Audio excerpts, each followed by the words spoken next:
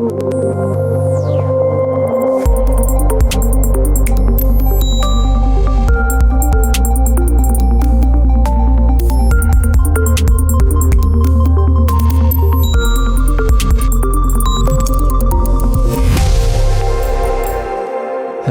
and welcome back to Psychedelics Today. This is Joe Moore coming at you from Breckenridge, Colorado. Today on the show we have David Luke, Dr. David Luke. He is at the University of Greenwich in the UK and is a major contributor to Breaking Convention. I think one of the lead organizers.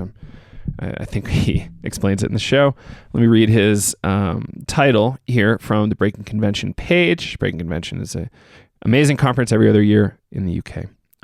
So Dr. David Luke is senior lecturer in psychology at the University of Greenwich. His research focuses on transpersonal experiences, anomalous phenomena, and altered states of consciousness, especially via psychedelics. Having published more than 100 academic papers in this area, including 10 books, most recently, Psychedelic Mysteries of the Feminine, which he is, when he is not running clinical drug trials with LSD, doing DMT field experiments, or observing apparent weather control with Mexican shamans, he directs the Ecology, Cosmos, and Consciousness Salon and is a co-founder and director and the current chair of Breaking Convention, International Conference on Psychedelic Consciousness. So that was a mouthful. This is a really fun talk. I had a really great time chatting with David. We get into parapsychology for the first time. David does experiments in a university setting and, field observations as well. Really interesting stuff. We also get into some stuff around DMT and plenty of other things. So I hope you enjoy it. We're kind of running a series with Breaking Convention right now, trying to help them out because this is the largest psychedelic conference in Europe, happens every other year, and we want to make sure everybody gets there and meets each other. So if you're in the UK, you're in Europe, maybe check it out, or if you can afford a flight, maybe check it out. It's August 16 through 18 in London. So I hope you enjoy the podcast. If you want to support us, just tell a friend. Hope you have a great rest of your day. Bye-bye. All right, welcome back to Psychedelics Today, everybody. Today we're joined with Dr. David Luke. Welcome to the show. Hey, how's it going? Awesome. Cool. So you're the director of Breaking Conventions, that's correct? That's your title over there? It is one of my titles. Only one of the directors. There's actually 6 directors, but I am actually the chair as well. So I've got a chair. So awesome. How about you give the listeners a little bit of background about your work and who you are? Yeah, so I guess I'm a psychologist, really, by profession. I work at the University of Greenwich, and I've been studying anomalous experiences, exceptional experiences, transpersonal experiences, and odd states of all varieties for, I don't know, my entire career, really, but primarily with psychedelics. So anything that, happens, weird people doing weird things in weird places with weird substances, that's kind of my research, really. Pretty awesome. Thanks. And of course, Breaking Convention, which we set up about 8-9 years ago now, and it's Europe's biggest psychedelic conference. Happens every 2 years, and we're hosting it at the University of Greenwich for the last 4. So And that happens every August, correct? Well, no, it's a bit of a movable feast. It's usually about June, but this year it's 16th to 18th of August at Greenwich. So it's going to be pretty epic as usual. We're just kind of gearing up for that right now. Awesome. Is there a particular theme for the conference, or is it just really interdisciplinary at this point? Yeah, it's hugely interdisciplinary, and that's probably one of the differences to most of the other conferences. Is a lot of science and a lot of medicine and psychiatry and all the rest of it, but we have the whole scope, like humanities, arts, culture. So there's a lot of art installation, music, workshops as well, a whole caboodle of stuff, and history, philosophy, you name it. So we have the whole reach. We don't have a particular theme each year, but we do have like a invited symposia. So we pick a couple of themes each and we run with that. So this year I'm looking at indigenous perspectives and eco-consciousness and psychedelics as my two themes, but there's many. It's huge. It's been on my bucket list. I know Joe and I want to go each year, just not lining up, but hopefully maybe next year we'll make it. It always seems like an awesome event. Yeah, it is. It's really great. Something like 180 speakers lined up so far. Wow. And workshops, and we've got like 5 parallel tracks, and then workshops, and then entertainments and all the rest of it too. So it's pretty vast. Check out the website. There's a caboodle of stuff on there. Yeah. Cool. And what will you be presenting there this year? So I'll be chairing my 2 symposia on Ecodelia and Shamanic perspectives, but I'll also be speaking about some DMT research, which I've got to boil, and another kind of side project I've been doing, which is mapping altered states of consciousness as psychedelic states. So there's been like disparate research into different altered states, and now this whole psychedelic renaissance is happening. There's some fairly kind of standard measures that people are using, but they've not been applied to other states of consciousness. So like what's like 2 hours in a dark anechoic chamber like compared to kind of LSD, for instance. And it is actually quite psychedelic on paper. And so just kind of trying to map the terrain across a variety of different alt states, breathwork, flotation tanks, dark rooms, etc., etc. So that's the kind of project I'm going to talk about. Is there a delay? No, I was just seeing if Joe had a question or anything. Keep talking. I'm really happy to just like burble on endlessly, probably. So I'm kind of curious about the dark room. I know that Harvard has this really quiet room that's also dark. I believe It's like a really soundproof chamber, and there's a lot of really weird effects there. Are your rooms just simply dark, or? No, the room we had is actually an anechoic chamber. So it's kind of suspended off the ground. It's been kind of acoustically tested. You've got these kind of pyramids of kind of foam pyramids that line the floor, the walls, the ceiling. And it's actually kind of negative decibels in there, right? So if you speak, you lose all the timbre out of the sound. All the sounds just get sucked out of the air, basically. And so it's super eerily quiet in there, and it's also there's not a single photon of light in there either. So it's pretty intense sensory deprivation, and in the first few seconds when you're shut in there, it's quite eerie. In fact, you can hear the blood pumping through your ears, effectively. So and people hallucinate very, very quickly. The majority of the people had kind of visual hallucinations, particularly kind of geometric patterns, classic psychedelic stuff, kind of lights, some iconic imagery. About 10% of people had a sensed presence in the room, which was kind of quite persisting. And in all but one of those cases, it was quite ominous as well. So that's an interesting phenomenon which you don't see very much anywhere else, as perhaps in sleep paralysis. So there's a whole bunch of stuff happens in there, and we kind of scaled it up against kind of most of the effects were like a kind of mild, low to mid range dose of LSD on the various dimensions of alt states. But it's slightly more anxiety inducing, right? So most people are happier to trip than they are to go in one of these dark rooms for a while. I mean, I'm just thinking about my first time I did floating, which is obviously a little different, but there's definitely some anxiety the first time in there of like just the darkness and the stillness, and I could hear my blood pumping. I'm like, oh, what's going on here?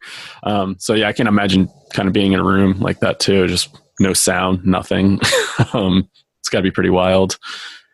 Yeah, it's good. I mean, you lose kind of sense of space, just disappears really quickly, you know. And we've discovered this one phenomena as well. Is what I call like a kind of it's like a kind of visual phantom limb phenomena. Is that people, if they move their hand in front of their face, they think that some people think they can see their hand, but we tested it. You know, there's no photons of light in there at all.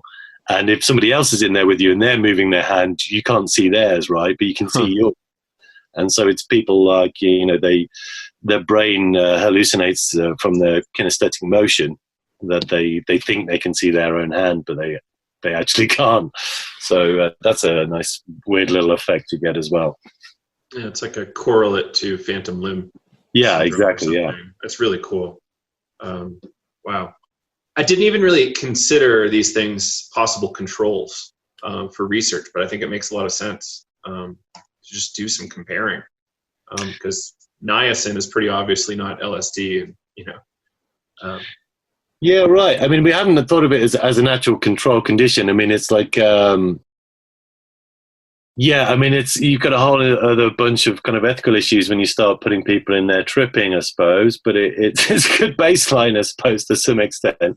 But it's just more of a kind of comparator of like, what are these altered states?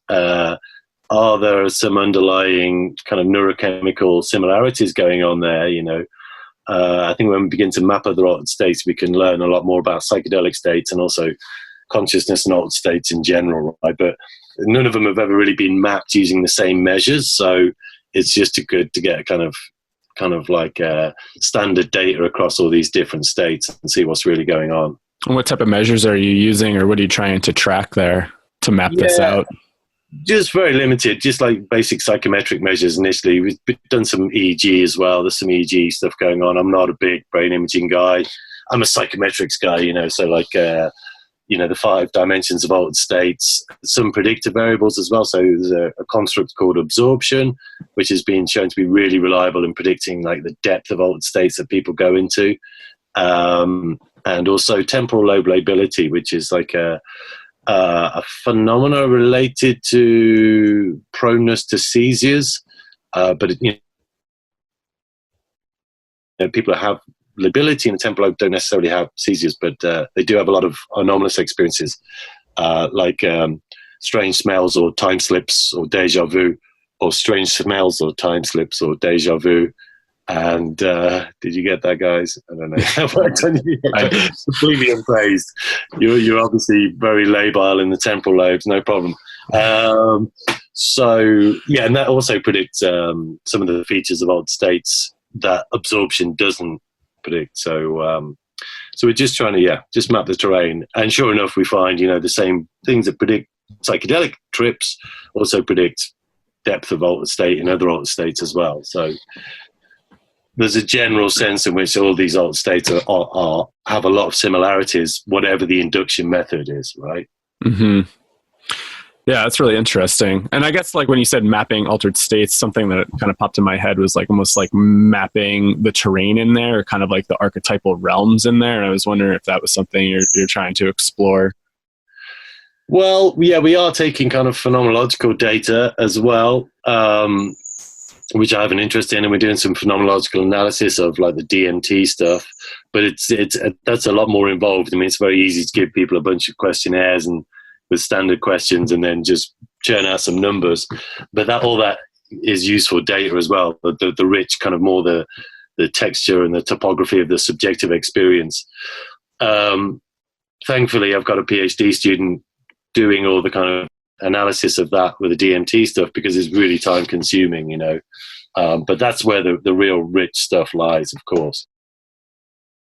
Yeah, so one of the projects we're doing is mapping the phenomenology of the DMT experience, so using our field research data, and also then comparing that to the original Strassman data as well, you know, from his like 600 doses, 400 doses, was it? I've lost count. 60 participants anyway, with repeated doses, and looking at their experiences, and so trying to determine, so, you know, how often do the elves pop up, and how often do encounter experiences happen, and all the various features of it. So just literally trying to get a handle on the prevalence and the type and the other kind of squishy bits in between of the DMT experience.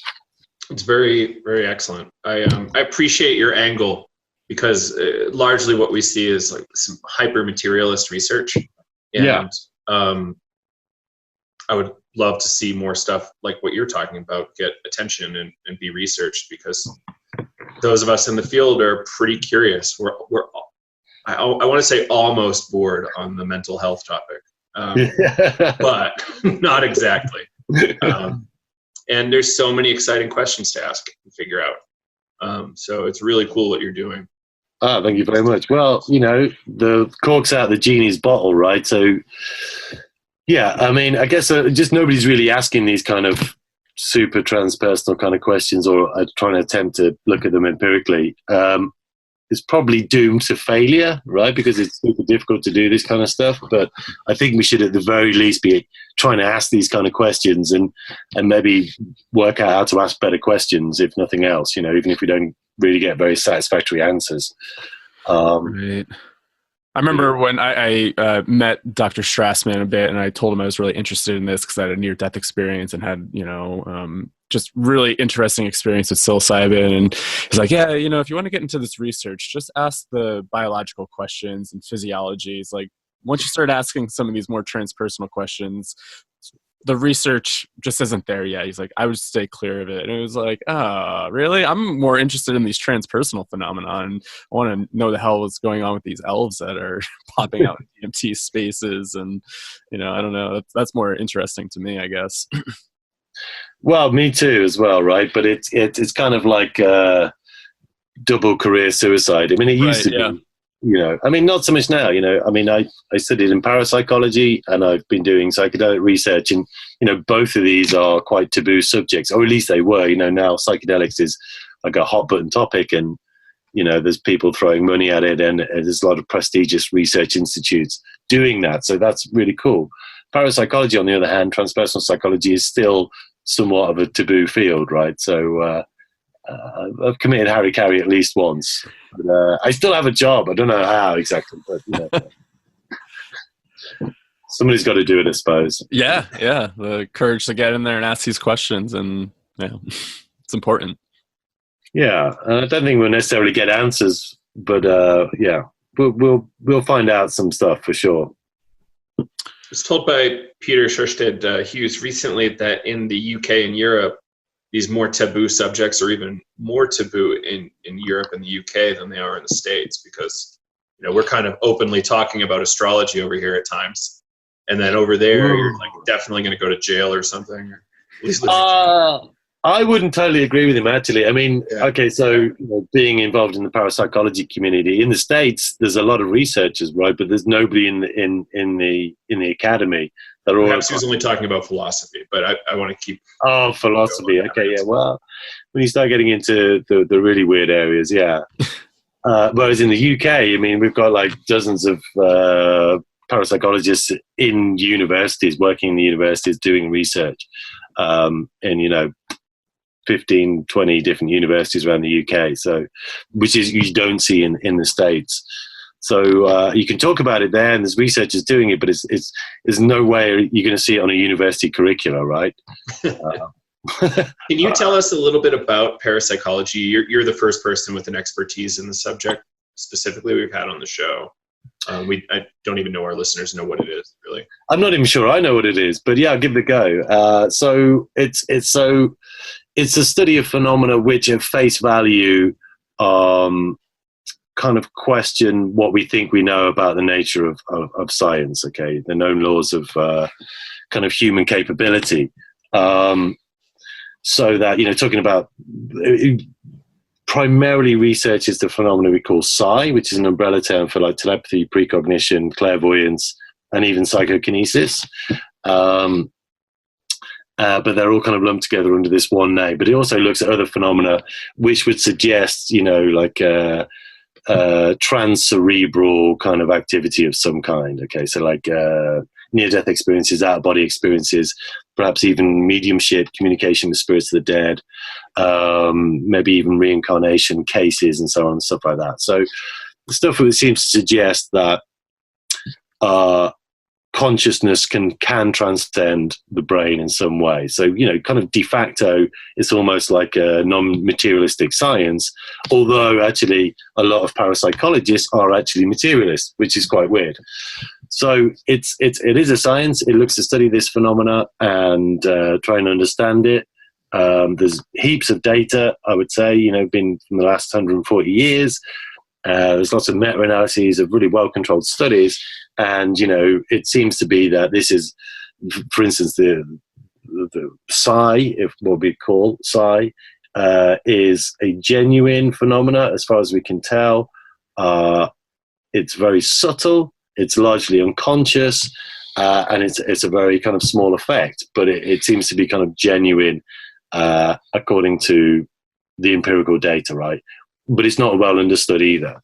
So that's kind of what parapsychology is. But there's a lot of other stuff as well.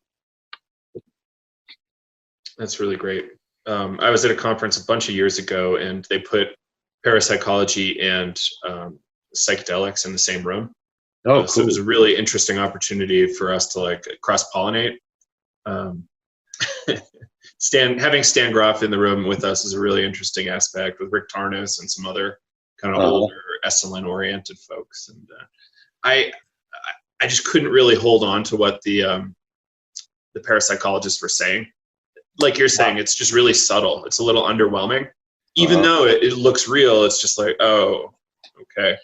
Though perhaps maybe there's a really powerful person that would go off the charts. Like, do you see that stuff once in a while? Well, yeah, it's not so much that. Okay, so occasionally you do get your kind of star performers. Could think maybe of like Joe McMoneagle, who was like one of the leading remote viewers in the Stargate research project, for the Defense Intelligence Agency in the States. He was pretty impressive. I've seen him, he seems to get regularly be able to just sketch stuff from a grid reference or whatever it is. And it's accurate. But most people know. I mean, most people, it doesn't really happen like that. But it does happen at various points in their life, right? So it's not like it's, just be that event that comes out of the blue. You wake up at 3 a.m, there's Granny standing at your end of your bed, waving goodbye, and you're like, Granny, what are you doing here? And she's like, oh, I've just come to say goodbye. And you go back to sleep, and then you wake up in the morning, and hey, guess what? Granny died at 3 in the morning last night. So everybody has one of those experiences at some point in their life, pretty much, right? So there's a lot of phenomena. It's not like an everyday thing. There are these kind of extreme events which happen usually in points of crisis or when it really is important. But it's not an everyday event for most people, except for in very subtle forms, So like the sense of being stared at, you're right. You may have that. It tends to be that women are better at detecting it and men are better at affecting it. But most people report it. 90% of people report having had the experience of like feeling a bit odd and looking around, somebody staring at them, or vice versa, right? Or knowing when somebody's going to call. Or just, thinking about somebody you haven't thought about for years and years and years, suddenly the phone rings and it's them, right? And you're like, oh, wow.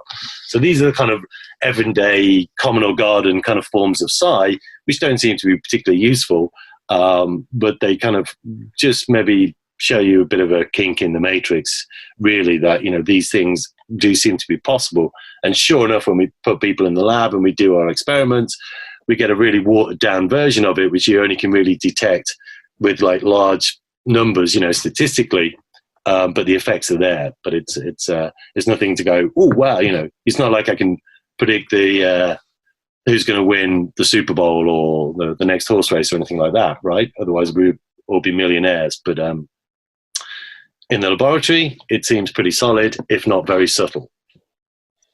Does that answer your question? I think so. Cool. And is this particular upcoming DMT project the first one that you've been involved with related to psychedelics and parapsychology type phenomena? No, not really. It's the biggest one. It's the most ambitious one I've done. I mean, I've done a few of my own studies. So I started off, I did one with ayahuasca. I mostly look at precognition for various technical reasons, which are tell you very briefly is because it's the most secure and it's probably the only one we can have any certainty that it isn't one of the others, right? I.e. it's not clairvoyance and it's not telepathy. So I did some pre-cognition experiments initially with ayahuasca. They totally bummed out, largely because my protocol was rubbish, as I discovered. And then I did some other experiments with San Pedro cactus, mescaline, which got really good results. But that was a self-experiment. That was me. And then I thought I'd better take this back in the lab. Now I've got a decent protocol. And I did a bunch of scientists on LSD for the first time. Actually, they weren't for the first time, this group, but we did give a lot of scientists LSD for the first time as a creative problem-solving study. And the experienced ones, we gave them this precognition task, and we got a significant result doing that, right? Which was a surprise because it was only a small group. The really weird thing is that they seem to have got the effect in the opposite direction, which was, so something's going on because you shouldn't get an effect at all, but they were basically doing the opposite of whatever side is. You know, they were blocking it. You know, they were going, no, it's definitely not that one, right? When it was absolutely that one. So I've had some kind of preliminary forays into parapsychedelics, if you like, or something like that. But this DMT project is more broad than that, and a bit ambitious. Could you tell us a little bit about the LSD problem solving study with the scientists, like what you were doing there and what you found? Well, I can tell you a little bit, but only because it's actually embargoed. So we did this research a few years ago, 2 or 3 years ago now, but it was for a one-man pharmaceutical startup who put in a lot of private money into the project, and the results haven't been published yet. But we can't really say anything about it either because they're embargoed. Other than we took a bunch of scientists, most of which who had not taken psychedelics before, we gave them psychedelic, in this case LSD, and did some various tests of creating problem solving. I can't really say anything about the results of it other than I think they had some good ideas, but none of them could operate their laptop. Despite what they thought. It's like, oh yeah, we're having some great ideas. Oh no, I can't seem to open any of my files. Sounds reasonable. Yeah. I have to say it was absolutely fascinating study though, and it was great spectator sport. And everybody, the important thing is there was no casualties, and you know everybody got through it and tolerated it and all the rest of it. So all right, great.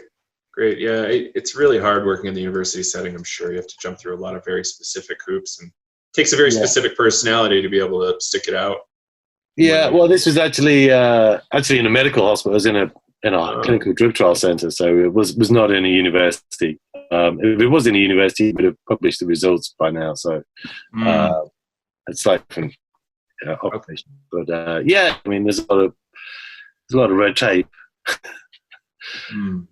Do you see a lot of red tape with doing this research? I mean, I know Imperial is doing really great stuff, and it seems like they kind of are able to explore a lot of this. How is it over in England?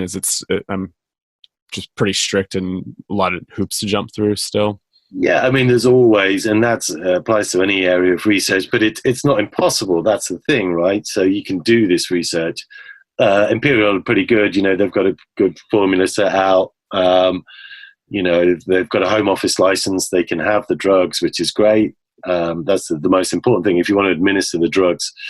And then the whole kind of steps of ethics and all the rest of it. But the first thing is you have to get a lab, you have to get a safe, you have to get a home office license to keep the drugs. And there's like a serious amount of red tape every time you administer even just like one dose. You know, it has to be kind of signed in triplicate and measured and weighed numerous times, and you have to make sure they take everything and wash it down with water 5 times just to make sure, check inside their mouth, you know, I mean, not that extreme, but, you know, not far off. Right. So they've got a good setup there where they can now continue to kind of roll research out and, you know, even look at different drugs as well quite easily because it's a bit of a formula. So but it's still difficult, and some of the difficulties are getting access to the drugs, not legally, but just because, getting kind of pharmaceutical human grade psychedelics is very difficult because there isn't many of them about, right? You have to get a lab specifically to make them. So, and that can be extremely expensive. So in the original psilocybin study they did, it was like £500 a dose of psilocybin, right? Wow. Which is, I don't know what's that in dollars these days, $600 or $700, right? Ironically, you can go out in the fields and at a certain time of year here, and you could pick a dose of psilocybin in a couple of minutes in the right place, right? So that kind of expenditure is quite prohibitive, particularly for research, which isn't getting funded by big pharmaceutical companies or the government or research bodies and all the rest of it. So that's the big issue, really. But it's getting better now. A lot of the research groups are getting together, they're coming together. And then also you've got these pharmaceutical startups like Compass, who are supplying psilocybin as well. So that's making that side of things a lot easier to do the research. But people are doing this research like courageously and in all kinds of ways. So it's not just kind of labs, doing kind of clinical research or neuroscience. There's people doing research about psychedelics, everywhere. There's departments popping up. People. I mean, our conference every year we get more and more papers. Right, we got 200 submissions from people wanting to present their research on psychedelics, and that's 10.5 away. So it's literally kind of exploded in the last 10 years. You mentioned really quickly you don't have to go as far as you're comfortable, and so you mentioned what some people might consider a boogeyman field is Compass. Mm-hmm. Can you speak about your opinion of what Compass is doing and your kind of understanding of what's going on there? Yeah, well, I'd have to be careful because I'm not really fully cognizant of what Compass are doing. I haven't really encountered them that much in my own work. So, and I think it's a bit of everything, really. It's both a kind of double-edged sword potentially, and also a bit of a storm in a teacup on some grounds as well. I mean, the commercialization of psychedelics and psychedelic research is probably an inevitability, right? If this research is going to happen, but it should be done in the best way, right? So that data doesn't get suppressed, so that ultimately access to the drugs isn't prohibitively expensive.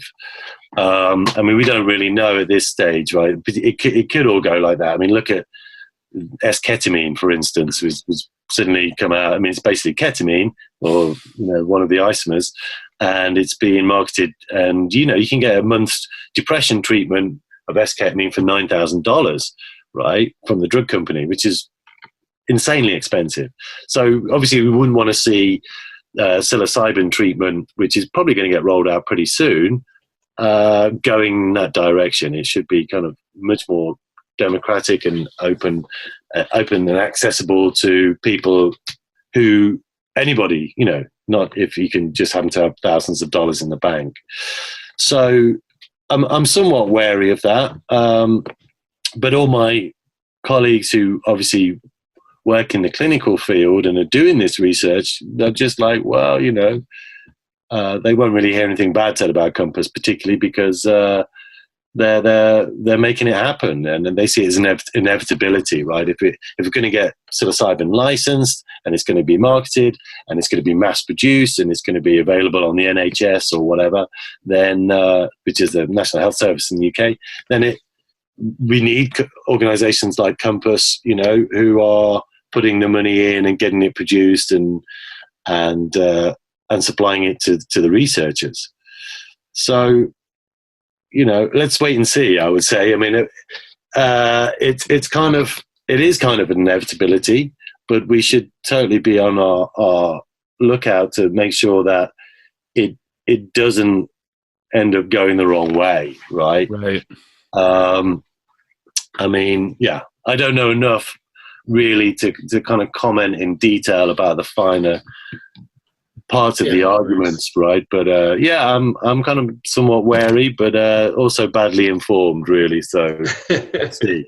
But you make you carefully touched all the points here, right? Like a lot of us are concerned about businesses coming into the space, and is it going to limit access? As you mentioned, Johnson & Johnson.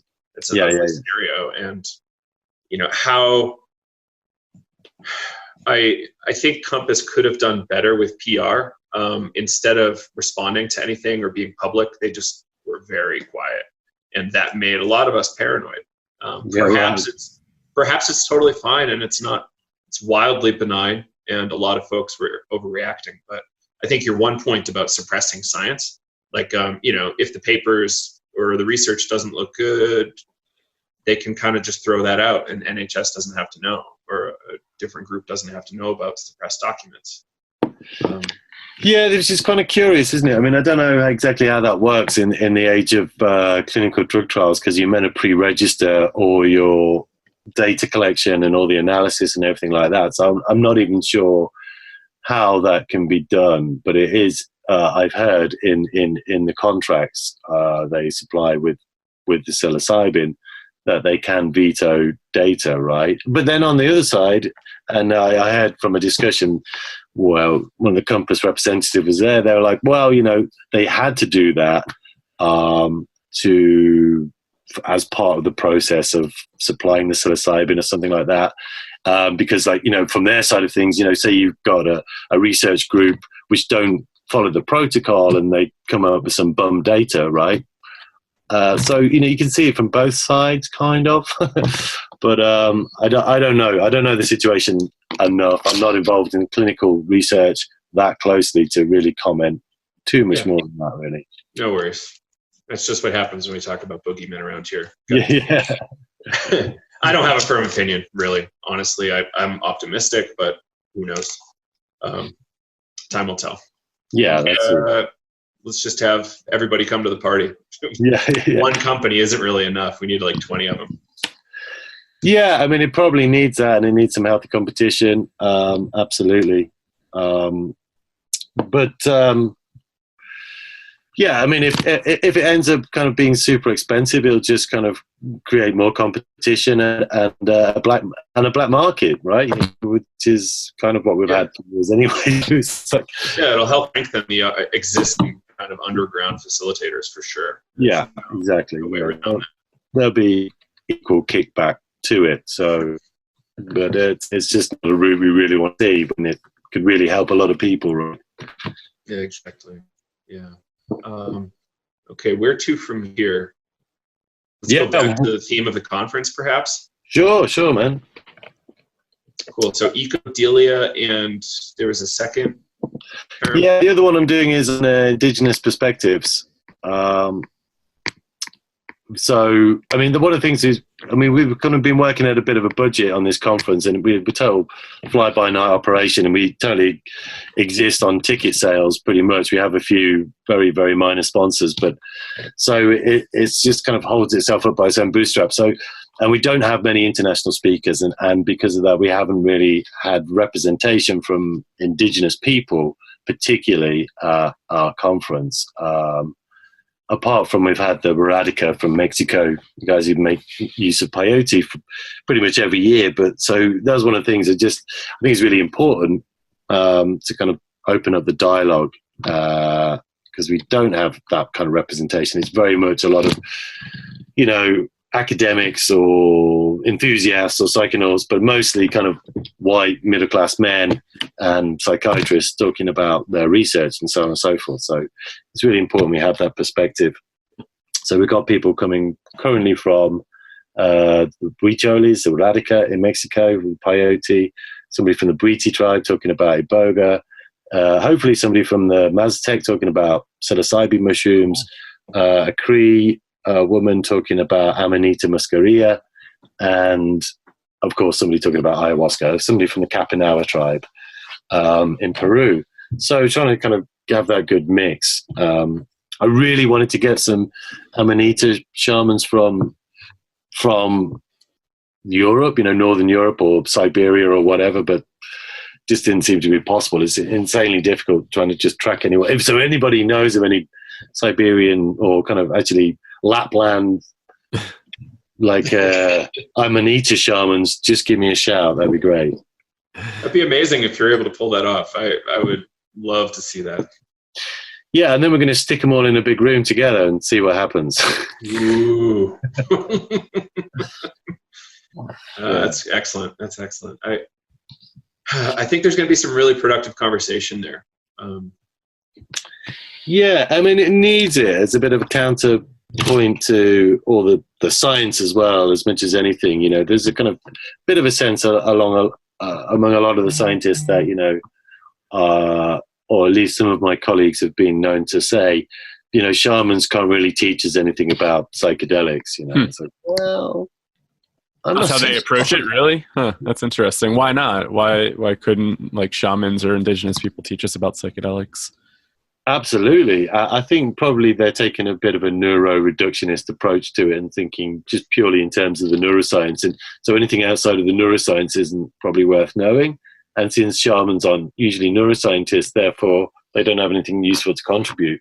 But I mean, I think that's kind of hugely myopic, right? I mean, in some of these tribes, they have kind of seemingly continuous use going back thousands of years. So the kind of accumulated cultural wisdom around the use of these substances is kind of incomparable to what we've got in the West. We've only had these substances around for about 100 years or so. And, for most of that time it's been illegal. And the science hasn't really been doing very much either. So, I think it's... I think that there's a bit of kind of ethnocentrism / hubris around, science as the arbiter of ultimate reality and insight, right? And I think there's a lot to be learned actually from indigenous people and their perspectives on the use of these substances. Now, we may not understand their cosmology or their language, but there's a lot in terms of the principle and the way they go about using these substances, which I think we could hugely benefit from. And that also feeds in quite a bit into the other symposium I'm doing, which is on kind of psychedelics and eco-consciousness and ecological crisis, right? And one of the roles of most of these shamanic indigenous peoples is kind of like communicating with nature and being caretakers of nature. And I think that's something that pops up a lot spontaneously with the use of psychedelics, is that people have this kind of deeper connection with nature. They just feel more connected. They generally feel more concerned about nature, and this can have knock-on effects into their life in terms of their attitudes and also their behaviors. So that's one of the things I really want to explore in that symposium too. Yeah, the connection between psychedelics and nature. Why do you think psychedelics, foster that interconnectedness with nature, wanting to, get just a little bit more interested in it? Well, I've been trying to drill down into that in some kind of research I've been doing, like kind of mostly survey and interview stuff. But there's various reasons. These are kind of typically a lot of psychedelics are plant or mushroom or animal based, right? So, people, if they want to explore and discover them, they may be forced to go out and pick mushrooms. So they're already out in nature. And that's only part of it, I think. There's also, the kind of cultural context as well. So, the ecological movement came out of the kind of 60s human potential kind of era. There was a lot of psychedelics being used then. And so it's kind of like that kind of bleed and crossover between kind of hippies and ecology and nature and all the rest of it. But I think that's only a small part of it as well. People prefer to take psychedelics outside, but I think a lot of it is to do with the experiences. So, for instance, particularly of a transpersonal nature, so in one of my surveys, like 70% people taking ayahuasca said they had a communication like directly with the spirit or the intelligence of ayahuasca, right? And so that's a really common experience, but which is basically makes you sound like you're mad, in the kind of standard Western parlance, right? Talking to plants is kind of a sure sign of insanity, or at least delusion. But this is like super common experience with plant psychedelics and fungal psychedelics, But not just that, when then people do have these communications, as often happens, that it's kind of like the plants or the mushrooms are going, "Hey, you fucking monkeys, what are you doing? You're really making a mess of the place. You got to wake up and sort that out," And a lot of people are getting this kind of these messages, directly from their psychedelic experiences, directly they feel from the substances they're taking, saying we're trashing the planet. We're acting in disharmony with the rest of the species. We're kind of acting like we're apart from nature, not a part of nature, and so on and so forth. So I think it's driven by the experience primarily, particularly those transpersonal experiences, where people have a sense of deeper connection. People may even turn into a tree or a frog or a wolf or whatever it is, lycanthropic experiences, direct communications with them, encounters with mythical beings, elves, pixies, whatever it is. So these are not that uncommon, and I think they have profound and life-changing experiences and effects on people, which makes them more tuned in and more concerned for nature. Yeah, Joe and I went to a small little conference in Claremont back in April or March, and the title was called "Can Exceptional Experiences Help Save the World?" You went. Yeah, that's cool. I was invited to go. Actually, I really wanted to go. Yeah, it would have been fun to have you there. It was great to have Peter representing the UK. Yeah, cool. Were you involved in the organizing that? You just went along? Our teachers were involved on putting it on and getting it started and organizing. Lenny and Elizabeth Gibson, they're holotropic breathwork folks from Vermont. Lenny's got a long history with philosophy in Claremont. Yeah, look, really cool. I really wanted to go. I couldn't make it, unfortunately. Yeah. Sorry, guys. We think you're neuroreductionists. It's a tough conversation, right? Like they've got a very similar critique of our worldviews where stuff might be pretty weird out there. And it's not necessarily that they don't believe it, but the process of being a scientist doesn't allow room for it in a lot of cases because there's so much more funding for the neuroreductionist medical model. Neuroscience-y thing. It shouldn't prescribe the kind of worldview you have, but I think, you're kind of forced to play the game. And when you're doing neuroreductionist science, right, you've got to pretend you're a neuroreductionist, right? Scientists are supposed to be open-minded. We should all be agnostic, I think, in our approach and not front-load our research even, or our kind of priors or our beliefs with belief systems like reductionism or atheism or materialism or dualism or anything, any isms really. But unfortunately, that's not how it goes. But I think a lot of people. Some would argue, right? That's like kind of that framework is really kind of pushing us towards some sort of ecological crisis, right? Of like just looking at everything's just like little blocks and nothing's living, and everything. Everything's just material, and we're not appreciating the maybe the other side of it where nature could be alive, and we're in this living organism where we might need a little bit more sustainability here to keep going. Yeah, I think you're right. It's like there's two uses of the word materialism, isn't there? There's materialism in like the scientific sense of everything's just kind of engineering essentially, and little bits of things moving around, and then the materialism in terms of people being obsessed with material possessions, and I do think there is a bit of an overlap in of the two kind of types of thinking, right? Because you're basically objectifying everything and kind of removing any sense of like of consciousness or existence or volition or telos or purpose or meaning from everything, right? And materialism in terms of kind of crazed commercial consumerism that we have is essentially the same thing, in many ways. It's just kind of like this kind of vacuous obsession with the material realm, right? Which I think we have to ultimately move away from, or we're just doomed. So I think that there is a bit of an overlap. Both of these kind of worldviews are quite bankrupt, I think. There's time for a shift. But I'm still an agnostic, right? So maybe materialist reductionism is ultimately correct, but I think it's useful to at least be agnostic about our approach and our position, because otherwise it prevents you from even asking any kind of really important questions, right? Yeah, we need some sort of balance here, right? Yeah. How do we integrate the two and find balance and still stay curious and open and being able to ask questions and not get so stuck and rigid. Yeah, I have to say my colleagues are becoming more open. They're willing to entertain my kind of approach and collaborate with me. So that's kind of virtually a miracle anyway, without kind of coming out with the torches and the pitchforks and just kind of handing me over the hills.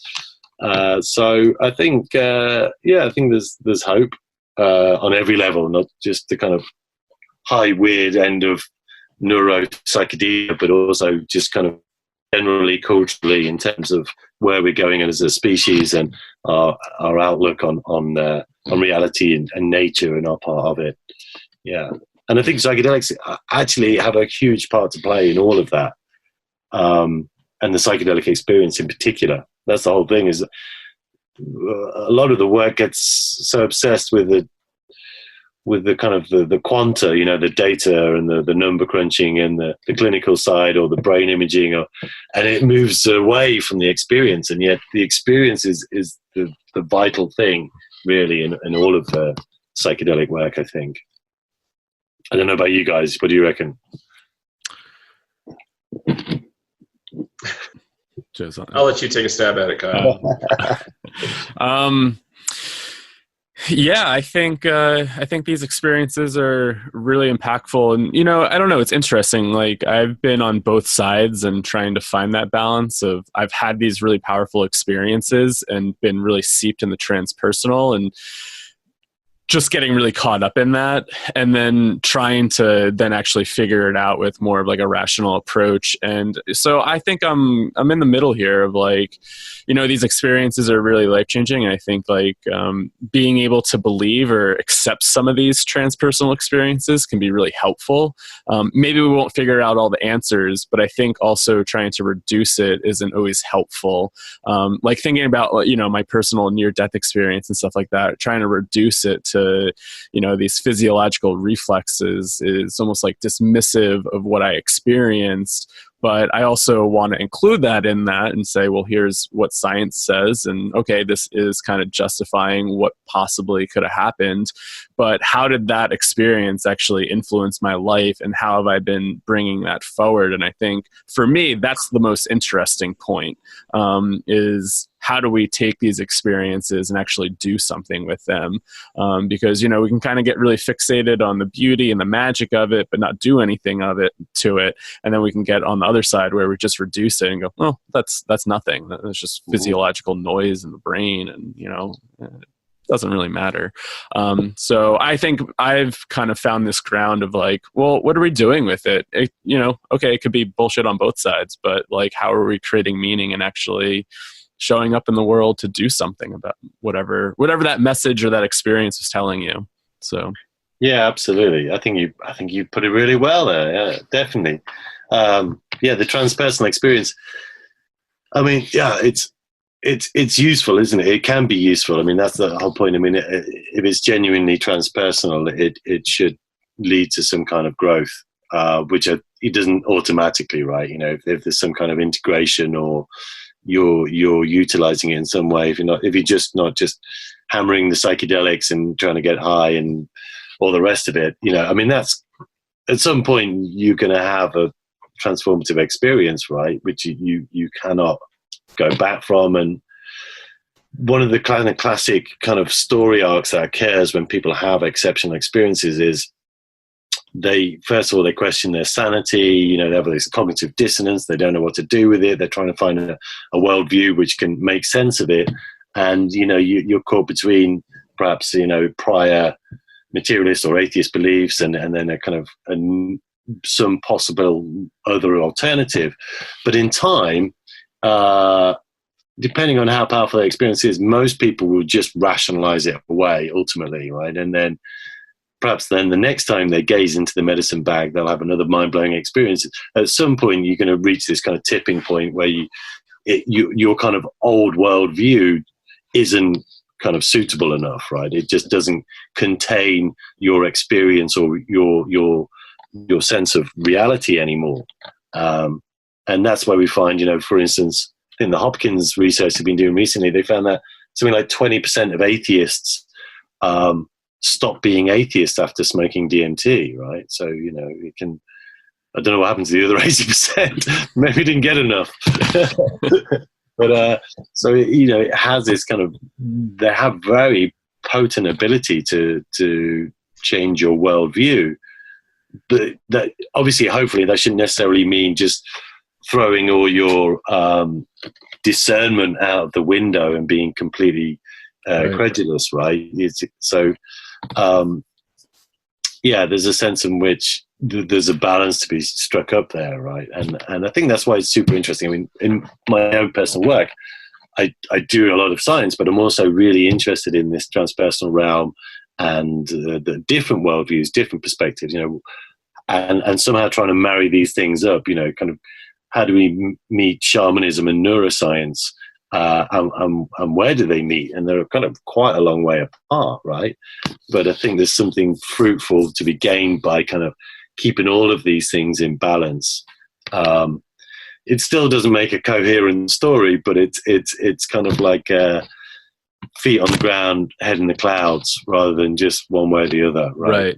Yeah, exactly. But I spend far more time researching, talking about, and writing about and teaching about psychedelics than I ever do taking them these days. So I've lost all complete I'm a total fraud. I've lost all complete kind of connection with the experience to some extent, right? And so it's almost like an intellectual pursuit at some point as well. Well, it's interesting because it seems like sometimes that does happen, right? I mean, Terrence McKenna stopped taking psychedelics in the early 90s or late 80s, and it wasn't too public about that, I don't think, but really kind of showed up and continued to talk about it. A lot of my stuff was in my early 20s, and it's, for me, it's been like, how have I been able to pull that into life and actually just show up and be like, wow, the magic's already here. Like, I see it everywhere, and how do you get more in tune with that?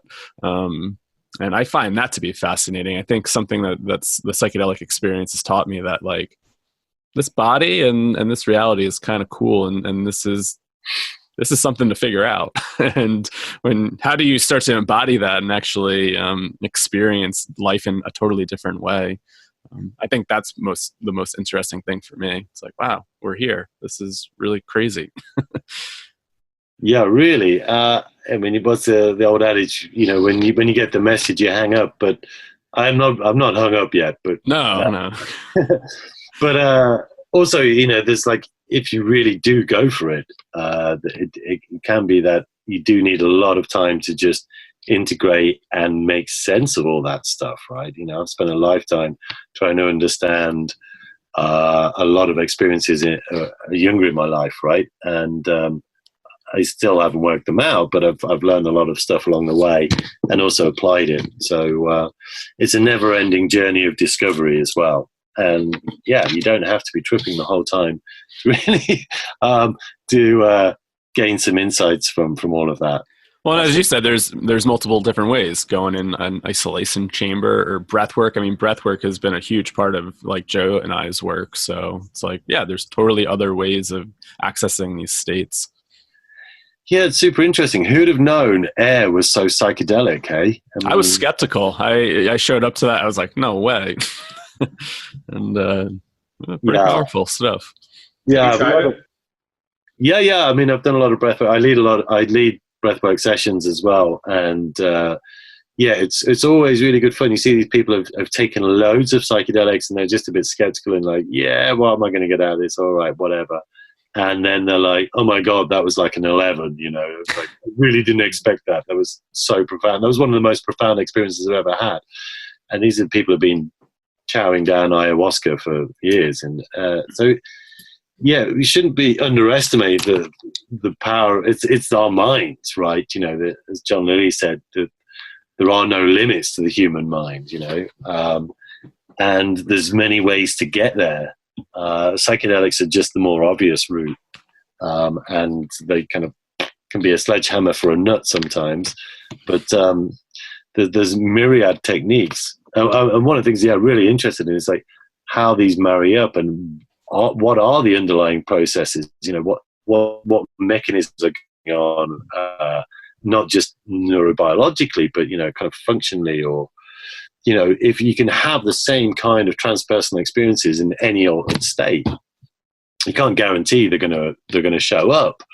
But you know, across the whole range, you know, if you look at all the people who have flotation tank experiences, they'll probably tick every box that anyone's ever had with the psychedelic experience, or with breathwork and so on. But so what is it we're actually accessing? And that probably takes us in some pretty esoteric realms, right? You know, or maybe we're looking at Buddhism or Eastern philosophies to kind of guide us here on, you know, what is the nature of consciousness? Because I think just kind of looking at it from the direction of the brain, you know, this bottom-up approach to consciousness is only going to get us so far. I mean, what we're discovering is insanely complex. You know, not only is the brain insanely complex, but you know, human experience is insanely complex and rich. And so trying to map that and, you know, reverse engineer it in things like artificial intelligence is proving to be quite a difficult task, because the human experience is insanely rich, right? And we're discovering that, of course, from psychedelics. You know,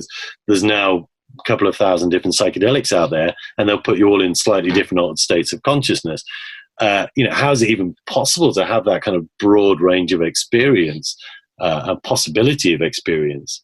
There is no limits, it seems. So how do you map something that's not easily? No. That's why it's an interesting. You gotta start somewhere, but yeah. I mean, you got to have a pretty good model. Yeah, my brain model, right? It's just like, it's got 11 dimensions, and oh my God. I mean, good luck to those guys. That's why I'm only a psychologist. A lowly psychologist. No, it's very, it's a wild field filled with all sorts of wild conversations that have yet to even happen. And yeah, for sure. Eventually we'll get there. Yeah, I don't know. I mean, I'm more of a Mysterian, I think, on these subjects, on the mind-body philosophy. It's like, maybe we just will never understand it. Maybe it's just beyond our own comprehension. Or maybe even the kind of McKenna approach of like increasing complexity, right? It's like the further you drill down into something, the more complex it gets. And like, okay, we may get faster computers and better algorithms, but okay, so ultimately the computers might be able to map something that's similar to the complexity of the human mind, but we won't have a clue what any of it means because we won't understand the algorithms underneath it. So, increasing complexity is problematic, I think, especially with increasing specialization. So people are just going to drill down further and further into their own little research field, and they haven't got a clue about what's going on in other research areas. So we become hyper-specialized and increasingly dumb to what's happening in other fields, right? It's a problem. But maybe not meant to have all the answers. Right. There are limits, and I think we talk about that pretty often. Like, we're the evolutionary endpoint of life on Earth to this point. It doesn't necessarily mean we have the sensory apparatus or cognitive apparatus to deal with what's beyond. I assume you've read Andrew Gallimore's book, the recent one. I've got a copy here. I haven't actually read it all yet, but I've had enough conversations with him and read some of his previous articles that I figure I know what's going on in the book, but I haven't read it in detail yet. No. Have you read it? Right. Yeah. And we recorded with him not that long ago about it. And the most interesting proposal was that, just like an infant starts getting acquainted with phenomena outside itself after birth, fuzzy at first, blooming, buzzing confusion. It's no longer, after a certain point, it's no longer that. Perhaps with DMT, that kind of thing happens in the long run. Who knows, though? That's for the researchers to, use enough DMT on people to find out. Yeah, I mean, the DMTX study should be super interesting. Let's see where that goes. I mean, thanks to Andrew for kind of putting that on the table. You come across our book, DMT Dialogues?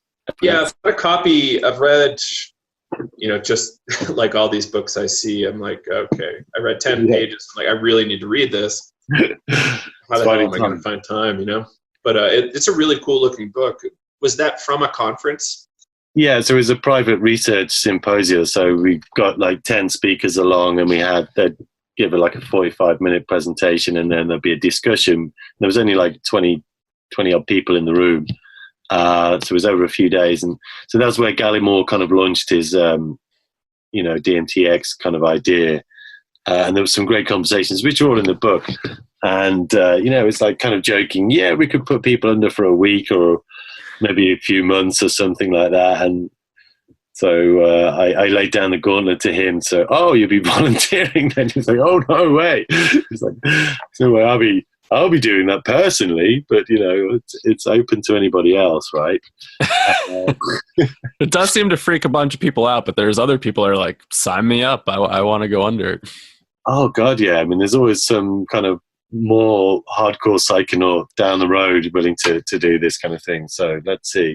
I think we'd probably initially just start off quite modestly, though. I don't think we're going to take it much further than half an hour the first time, and then just see how it goes from there, really. Exactly. But his notion of, having people in extended states can be maybe then start to map the flora and fauna of the DMT realm in a more kind of intricate way. And maybe even kind of meet up and communicate in that realm. I mean, that's kind of like the Inception kind of thing, it's kind of brilliantly done in Inception. You see in the film, right? They all meet up in their dreams and they're kind of going through these different layers, but it doesn't explain how exactly they meet up. I mean, they inject this drug and they're all in this kind of dream zone together. Is it sci-fi or is it something that is permissible? I can't say too much, but our initial kind of shared visionary experiments with the DMT have been astonishingly impressive, considering I really didn't think much was going to happen. I don't know if it's going to continue like that. We're going to increase our controls and tighten up the protocol, but on the surface of it may actually be permissible. I don't know. I mean, it's something that needs exploring more. So yeah, it's kind of brave new world, and that's probably the wrong analogy, but it's also kind of really interesting territory. I think that, some of the kind of stuff that Terrence McKenna's been talking about decades ago, we're finally kind of going to try and explore scientifically, which is exciting and kind of crazy at the same time. So we've been going for a little bit over an hour. I just wanted to, perhaps give a few minutes to wrap up. Anything you want to throw out there about the conference, about your work, anything we didn't touch on yet? I can't think of anything, but I'll think of something. Well, it's been amazing talking to you guys. I wish I could have made it to that Exceptional Human Experience conference, because my book happens to have that title. I'll just give a quick plug. I should have a copy to hold up. The other thing is, I hope you can make it Breaking Convention, because it is an amazing event.